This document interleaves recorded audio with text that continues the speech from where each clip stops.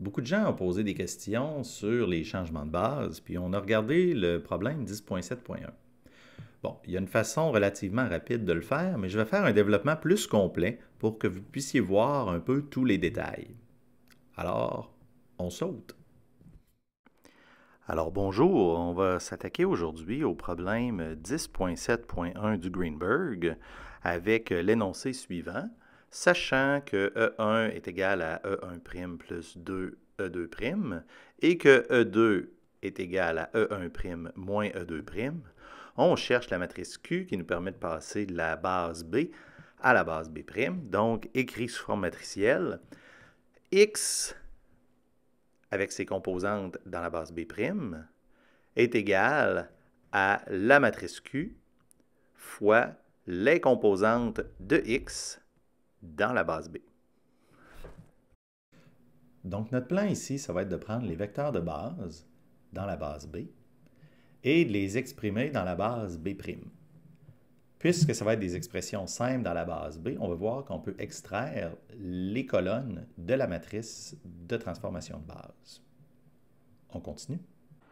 Comme on sait, on peut écrire n'importe quel vecteur, incluant un vecteur de la base, comme par exemple E1, dans la base prime. Donc, on écrit les vecteurs E1 et E2 en vecteurs rangés, multipliés par les composantes que l'on cherche, x1' et x2', qui sont les composantes de E1 dans la base B'.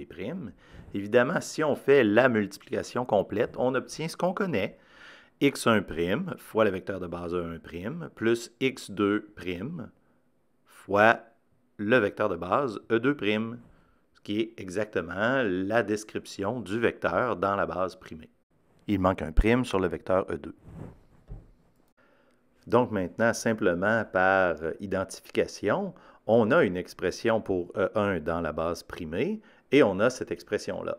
Donc, on voit que les composantes du vecteur E1 dans la base primée sont égales à 1, 2.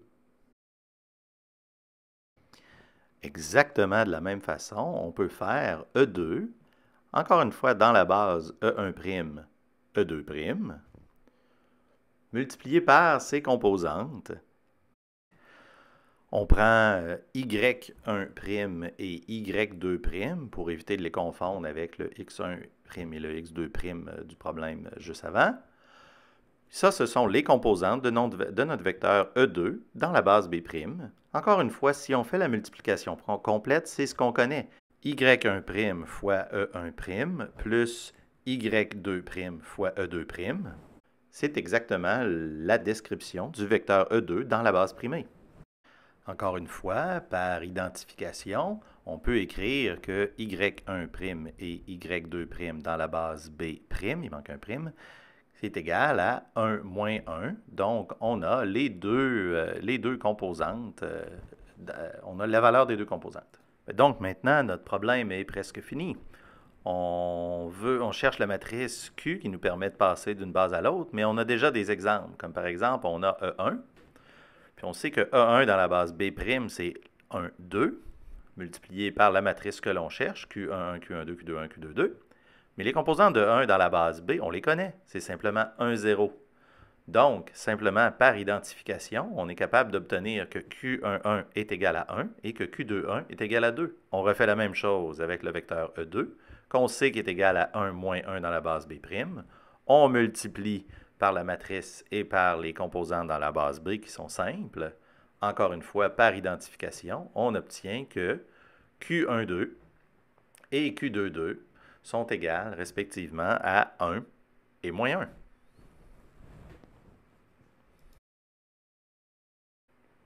On a complètement retrouvé les 4 éléments de notre matrice. On peut donc la réécrire.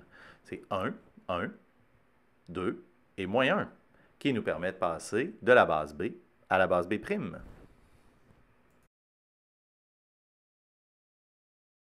Bon, c'est un grand développement qui semble assez compliqué, mais finalement, on remarque, puis on pourra utiliser ça dans le futur, que la première colonne et la deuxième colonne sont directement les vecteurs E1 et E2 exprimés dans la base primée.